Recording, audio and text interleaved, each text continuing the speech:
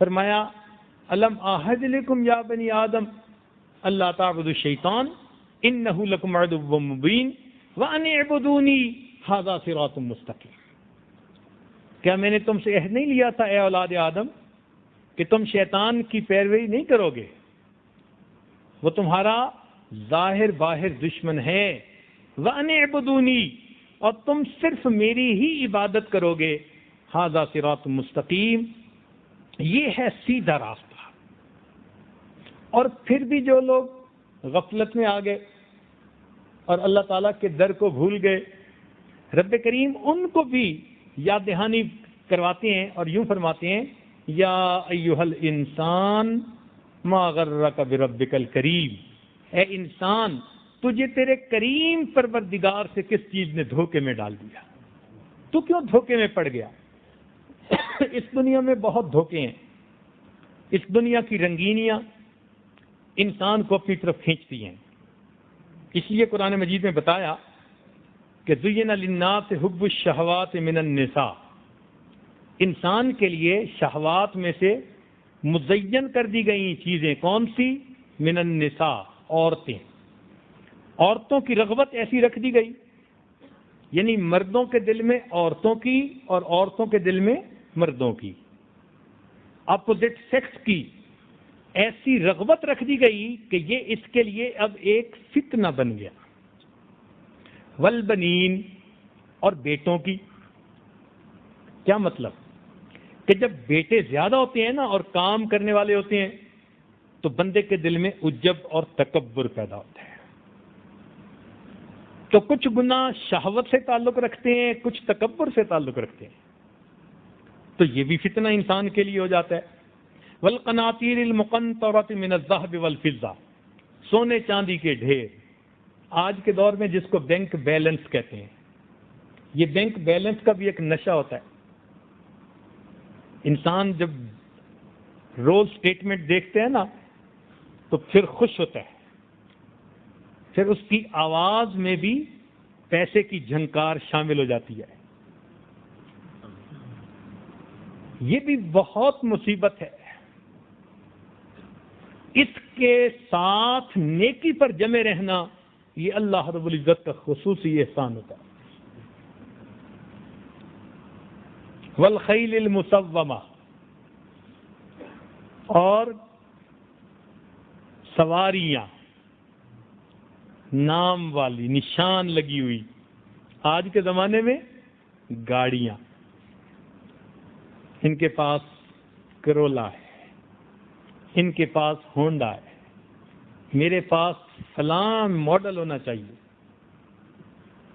یہ ماڈل کا لفظ جو ہے نا، اس نے آج عقلوں کو گھما کے رکھ دیا. گاڑیوں کا بھی ماڈل چاہیے اور ویسے بھی ماڈل کے پیچھے بھاگتے پھرتے ہیں. والانعام والحرث، اور جانور اور کھیتیاں. تو یہ 6 چیزیں ایسی ہیں کہ جن کی طرف بندے کی کوئی نہ کوئی ایسی اٹریکشن ہوتی ہے کہ یہ چیزیں اللہ تعالیٰ کے راستے میں بسا اوقات رکاوٹ بن جاتی ہیں. تو ان کو کھول کر بتا دیا کہ میرے بندو، تم نے ان کے پیچھے نہیں پڑنا، بلکہ اپنے رب کو راضی رکھنے کے لیے ہر ممکن کوشش کرنی ہے. رب کریم نے اپنے محبوب کو رحمت للعالمین بنا کر بھیجا، جہانوں کے لیے رحمت بنا کر بھیجا. تو نبی علیہ الصلوۃ والسلام تہجد میں امت کے لیے دعائیں فرماتے تھے. اتنا دعا کرتے تھے کہ یتورمت قدماہ، قدمین مبارک متورم ہو جاتے تھے. اور بعض اوقات اتنا روتے تھے کہ آپ کی ریش مبارک تر ہو جاتی تھی. تو نبی علیہ الصلوۃ والسلام کو جب اتنا عبادت کرتے روتے ہوئے دیکھا اللہ رب العزت نے، تو پھر آیت نازل فرمائی، محبوب غمزدہ نہ ہوئیے، وَلَسَوْفَ يُعْطِيكَ رَبُّكَ فَتَرْضَىٰ، تیرا رب تجھے اتنا عطا کرے گا کہ تو راضی ہو جائے گا. ہم اپنی زبان میں اگر مفہوم اس کا لیں نا تو یہ بنے گا کہ تیرا رب تجھے اتنا عطا کرے گا کہ تو بس بس کرے گا، اتنا تجھے دے گا کہ تو بس بس کرے گا۔ جب یہ آیت اتری تو نبی علیہ السلام نے ارشاد فرمایا کہ رب کریم نے وعدہ فرما دیا کہ مجھے راضی کرے گا، تو آگے فرمایا کہ میں اس وقت تک راضی نہیں ہوں گا جب تک کہ میری پوری امت جنت میں داخل نہیں ہو جائے گی، میں اس وقت تک راضی نہیں ہوں گا۔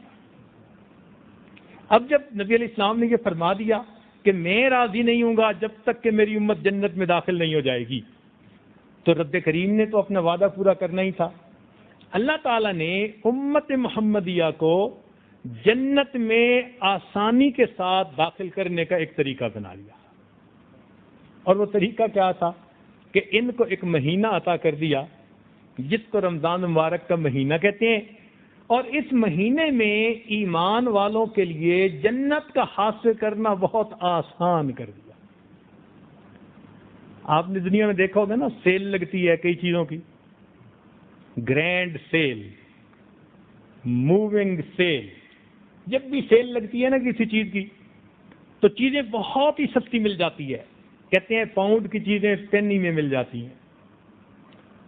بالکل اگر قرآن و حدیث کا مطالعہ کیا جائے تو یوں محسوس ہوتا ہے کہ اللہ رب العزت رمضان المبارک میں جنت کی سیل لگا دیتے ہیں۔ جو بندہ بھی جنت حاصل کرنا چاہے بہت تھوڑی سی مشقت سے یہ نعمت انسان کو نصیب ہو جاتی ہے۔ چنانچہ نبی علیہ السلام نے ارشاد فرمایا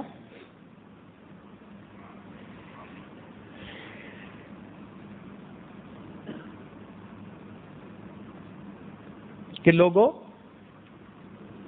تم جہنم کی طرف بھاگے ہوئے جا رہے ہو اور میں تمہیں کمر سے پکڑ پکڑ کے پیچھے کھینچ رہا ہوں۔ تو اللہ تعالیٰ کے محبوب ہمیں جنت کی طرف بلاتے ہیں، خود اللہ رب العزت بھی جنت کی دعوت دیتے ہیں۔ فرمایا واللہ یدعو الی دار السلام، اللہ تعالیٰ تمہیں سلامتی والے گھر کی طرف بلاتا ہے، دعوت دیتا ہے۔ اب اللہ تعالیٰ بھی بلا رہے ہیں، اللہ تعالیٰ کے محبوب بھی ادھر کھینچ رہے ہیں، تو اب ہمارے لیے ہمت کرنے کی بات ہے۔ راستے آسان ہیں، دروازے کھلے ہوئے ہیں۔ اللہ تعالیٰ چاہتے ہیں کہ میرے بندے جنت میں جائیں، اسی لیے یہ ایک مہینہ برکتوں کا مہینہ ہے۔ علماء نے لکھا ہے کہ یوسف علیہ السلام کے 11 بھائی تھے، احد عشرہ کوکبا، اور 12ویں یوسف علیہ السلام تھے۔ اللہ تعالیٰ نے یوسف علیہ السلام کے ذریعے سے ان کے 11 بھائیوں کی خطاؤں کی بخشش فرما دی تھی۔ بالکل اسی طرح سال کے 12 مہینے ہیں جن میں سے رمضان شریف کی مثال حضرت یوسف علیہ السلام کی مانند ہے۔ اس ایک مہینے کی عبادت پر اللہ 11 مہینوں کے گناہوں کو معاف فرما دیتے ہیں۔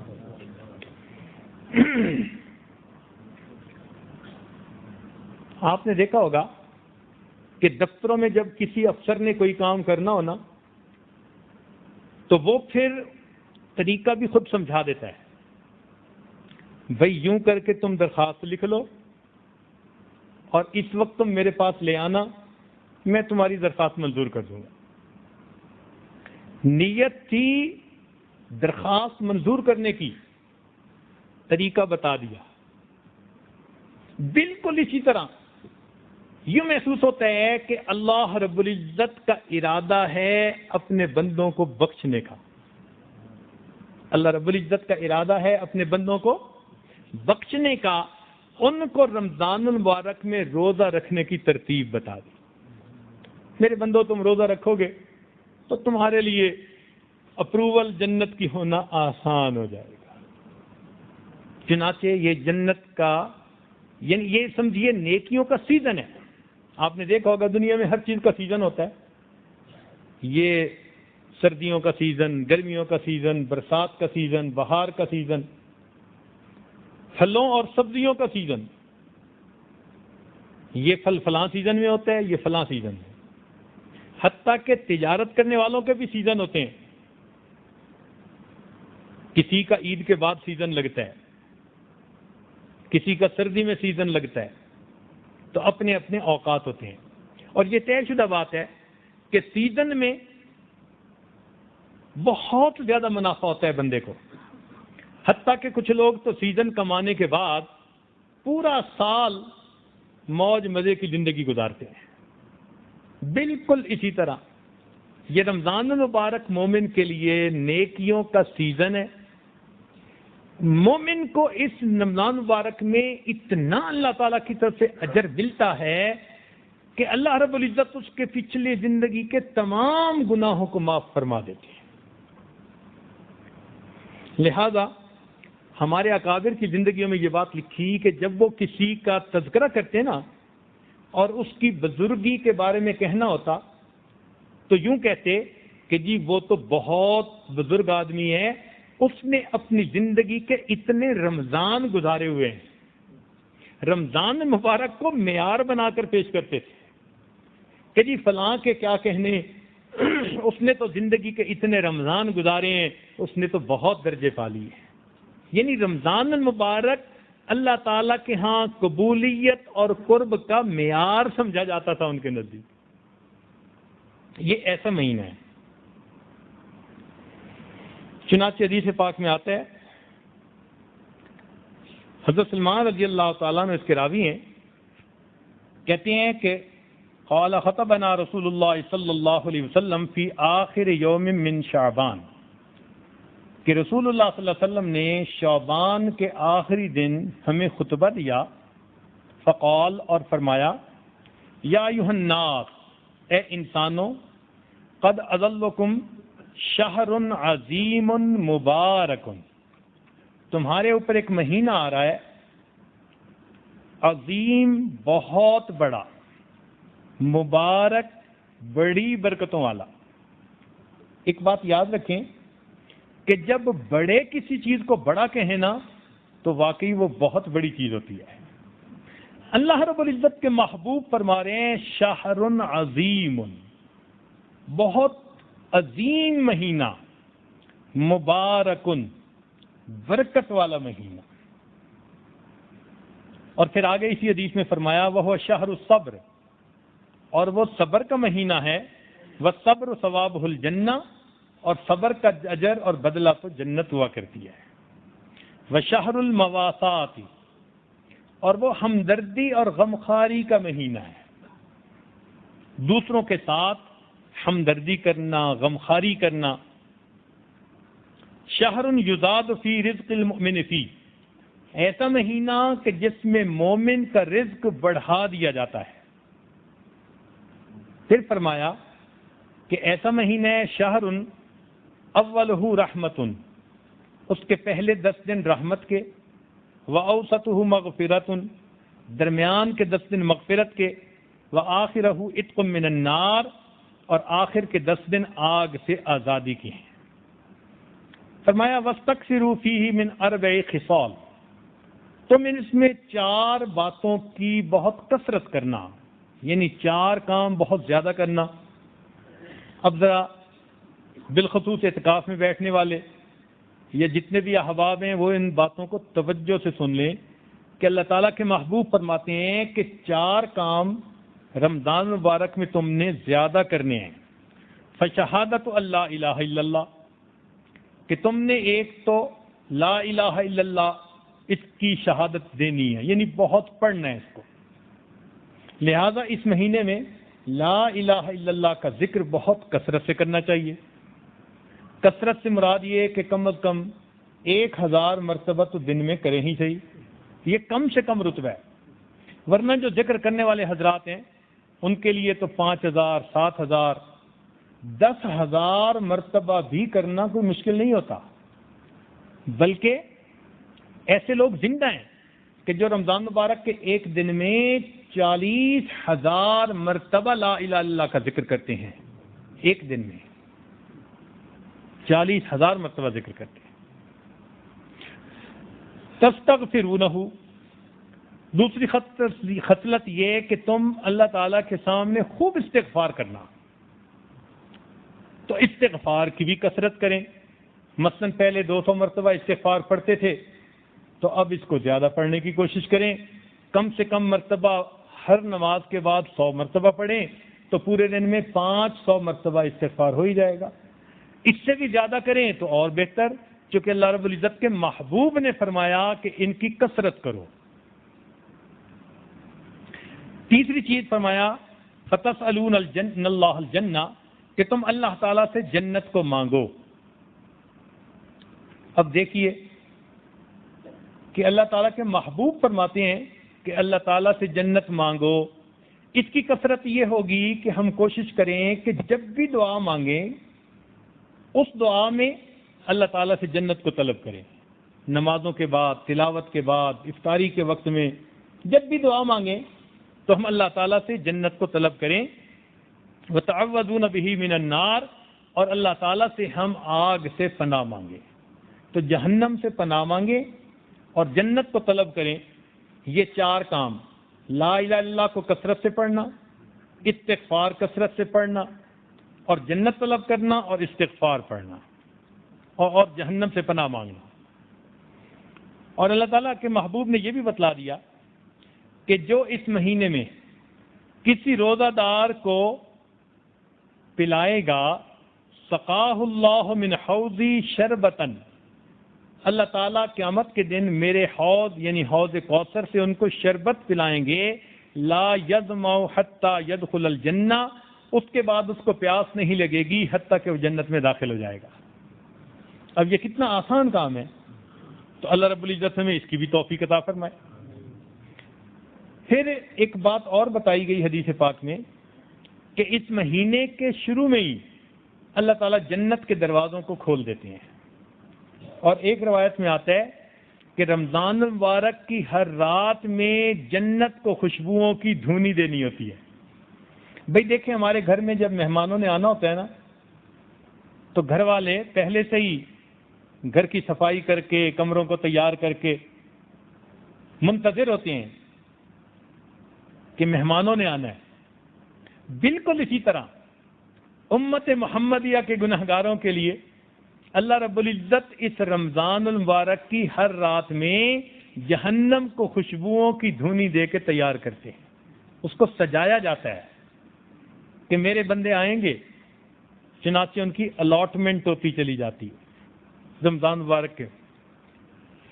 اور حدیث پاک میں آتا ہے کہ اس رمضان مبارک کی ہر رات میں اللہ رب العزت 3 مرتبہ فرماتے ہیں، حل من سائل فاعطی له، ہے کوئی سوال کرنے والا کہ جس کو میں عطا کروں۔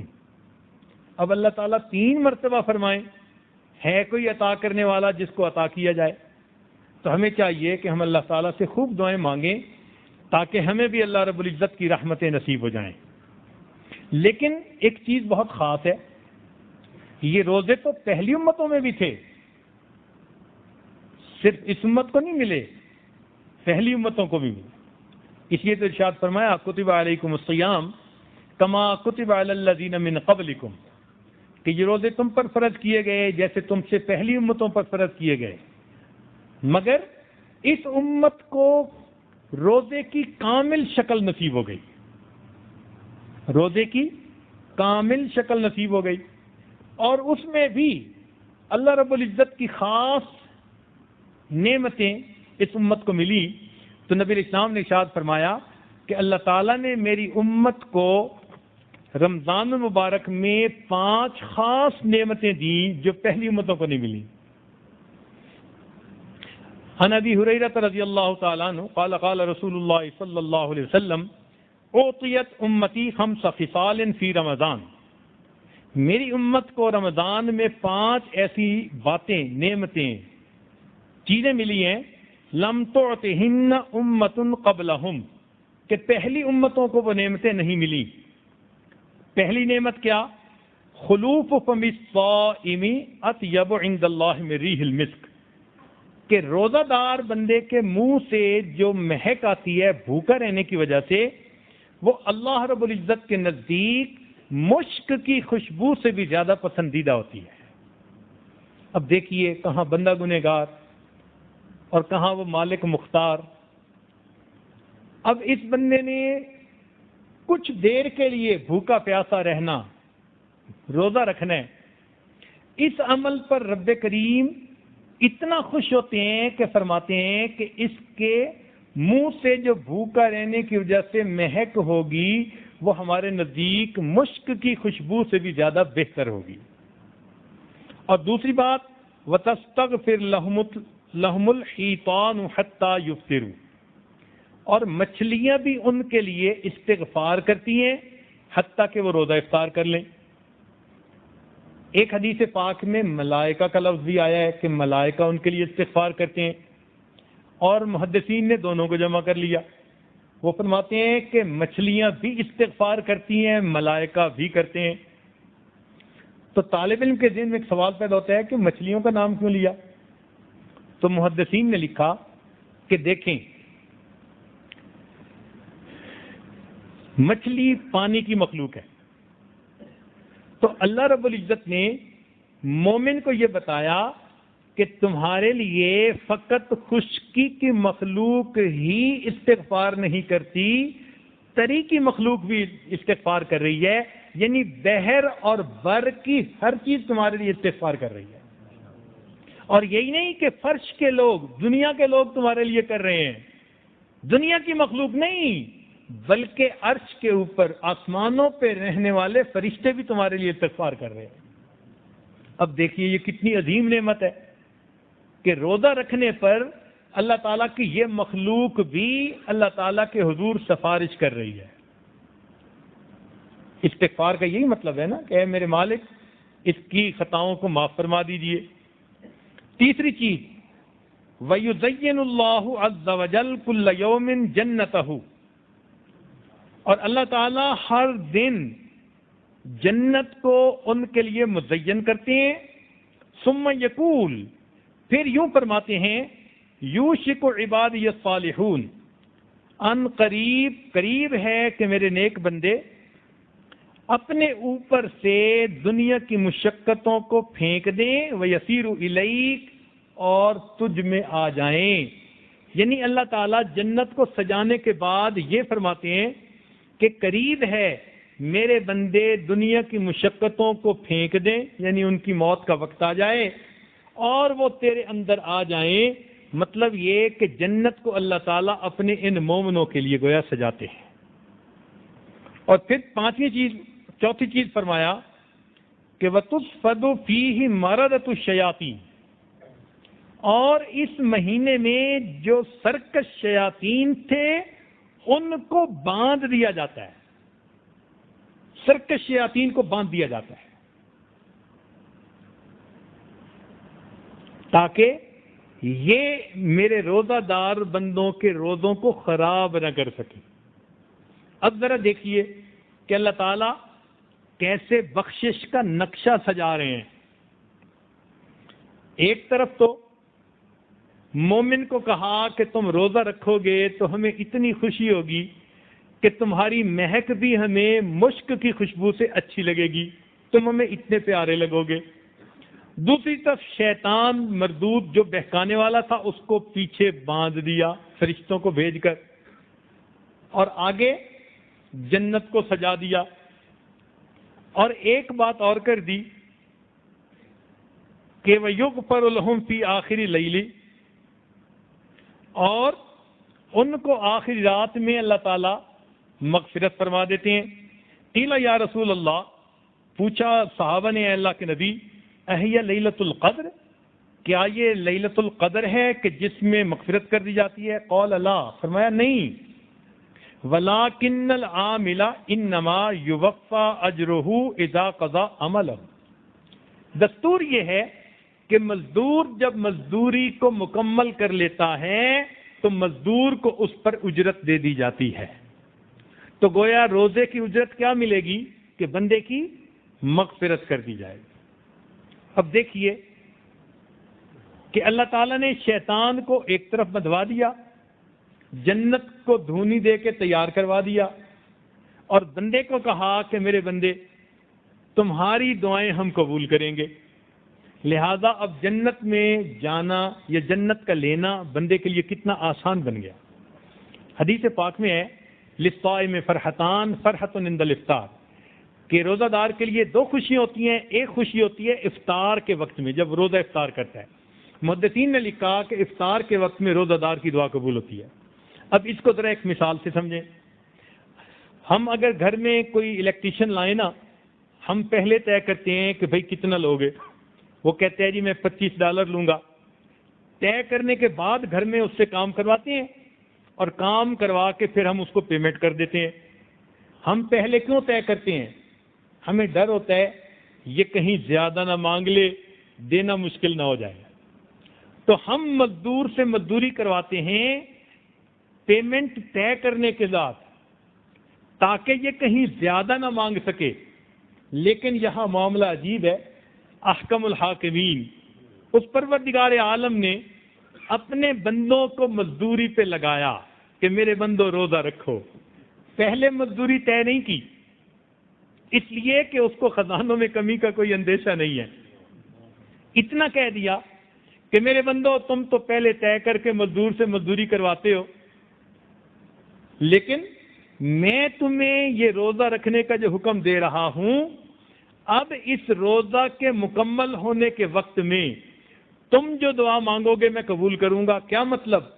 کہ جتنی مزدوری تم کہو گے میں تمہاری مرضی کے مطابق تمہیں مزدوری عطا کر دوں گا. اب یہاں ایک نقطہ ذہن میں رکھیے کہ شریعت ہمیں حکم دیتی ہے کہ مزدور کا پسینہ خشک ہونے سے پہلے اس کو مزدوری دے دیں. تو جب ہم کمزوروں کو یہ حکم ہے کہ ہم مزدور کا پسینہ خشک ہونے سے پہلے اس کو مزدوری دے دیں، تو جس بندے نے اپنے رب کے لیے سارا دن مزدوری کی، جب اس پروردگار نے دینا ہوگا تو کیا پروردگار اس کو اجر دینے میں کبھی دیر فرمائیں گے؟ کبھی نہیں فرمائیں گے. لہذا محدثین نے لکھا کہ روزہ دار کی افطار کے وقت میں اللہ تعالیٰ دعائیں قبول فرما لیتے ہیں. آپ یوں سمجھیں اس کی مثال کہ ہمیں اللہ تعالیٰ نے رمضان المبارک کے 30 دن دیے تو 30 صفحات کی چیک بک اللہ نے ہمارے ہاتھ میں دے دی. میرے بندوں روز روزہ رکھنا اور پھر اس پر جو تم اماؤنٹ لکھ دو گے ہم ٹرانسفر کر دیں گے. بلینک چیک دے دیا، مانگو جو مانگتے ہو. ہمت والے ہمت کر لیں، مانگنے والے اپنا زور لگا لیں. اسی حدیث پاک میں آتا ہے میرے بندو تم مانگتے ہوئے تھک جاتے ہو، میں پروردگار دیتے ہوئے نہیں تھکا کرتا. تم مانگتے ہوئے تھک جاتے ہو، میں پروردگار دیتے ہوئے نہیں تھکتا. اب دیکھیے، اچھا اگر کسی بندے کو بلینک چیک مل جائے اور وہ روز ہی خالی چیک کو داخل کروا دے تو اس کو کون عقل مند کہے گا؟ ہم لوگ اگر افطاری کے وقت میں دعا مانگنا ہی بھول جائیں تو ہماری مثال اس بندے کی ہے جو بلینک چیک ایسے ہی داخل کروا رہا ہے، سبمٹ کروا رہا ہے. تو کون اس کو عقل مند کہے گا؟ تو ہمیں چاہیے کہ ہم افطاری کے وقت خوب اللہ رب العزت سے دعائیں مانگیں. چنانچہ نبی علیہ السلام نے ارشاد فرمایا، عبادہ بن صامت لانو اس کے راوی ہیں، فرماتے ہیں کہ نبی علیہ السلام نے ارشاد فرمایا اتاکم رمضان شہر برکت، تمہارے اوپر رمضان آیا برکت والا مہینہ، یغشاکم اللہ فی، اس میں اللہ تعالیٰ تمہاری طرف توجہ فرماتے ہیں. فینزل الرحمہ، تم پر رحمت نازل فرماتے ہیں. ویحط الخطایا، تمہارے گناہوں کو معاف فرماتے ہیں. ویستجیب فیہ الدعاء، اور تمہاری دعاؤں کو قبول فرماتے ہیں. ینظر اللہ تعالی الی تنافسکم، اور اس میں اللہ تعالیٰ تمہارے تنافس کو دیکھتے ہیں. تنافس کہتے ہیں کہ ایک دوسرے سے آگے بڑھنے کا شوق. مثلا ایک آدمی کہے کہ جی میں 1 پارہ پڑھتا ہوں، تو اس کا بھائی کہے کہ میں 2 پارے پڑھوں گا، بہن کہے میں 3 پارے پڑھوں گی، بیوی کہے میں 4 پارے پڑھوں گی. خیر کی نیت کے ساتھ اللہ کی رضا کے لیے آگے بڑھنا، اس کو تنافس کہتے ہیں. تو نبی علیہ السلام فرماتے ہیں کہ اللہ تعالیٰ تمہارے تنافس کو اس میں دیکھتے ہیں. وَيُبَاهِي بِكُمْ مَلَائِكَتَهُ، اور اس پر